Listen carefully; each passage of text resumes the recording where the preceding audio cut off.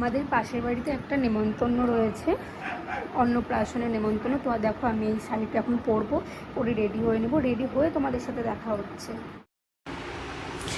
আর এটা ছিল কিন্তু আমার ফুল লুক। দেখো আমাকে কেমন লাগছে সবাই কমেন্ট করে জানিও। তারপরে দেখো আমরা চলে গেলাম অনুষ্ঠান বাড়িতে। দেখো কি দারুণ করে সাজিয়েছে সামনেটা, দারুণ লাগছে গেটটা কিন্তু দেখতে। আর তোমাদের কেমন লাগছে সেটাও জানিও।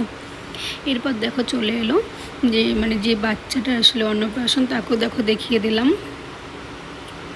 দেখো ওর নাম হচ্ছে দেবার্দি, তার ডাকনাম পড়ি, সুন্দর বেশ নামটা।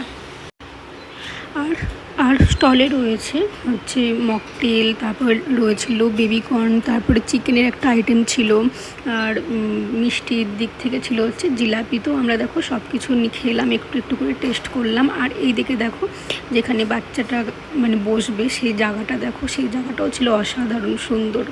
তো সবাই এখানে দেখো যাচ্ছিলো, সেলফি তুলছিল। বাচ্চাটা দেখো অনেকটা রাত হয়ে গেছিলো, তাই ওকে বাড়ির ড্রেস পরিয়ে দেওয়া হয়েছিল, কারণ ওর ঘুম পেয়ে গেছিলো।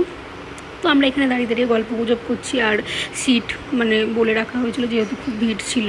তো দেখো আমরা কিন্তু তাই করতেই সিটও পেয়ে গেলাম আর খেতেও বসলাম। এই ছিল মেনু, কিন্তু খাওয়া দাওয়াটা তোমাদের সাথে শেয়ার করতে পারিনি। তো জমিয়ে খেয়ে দেখো বাড়ি চলে এলাম। সবাই জানিও আমাকে কেমন লাগছে সেজে গুজে, আর আমার ভিডিওটা কেমন হলো। টাটা।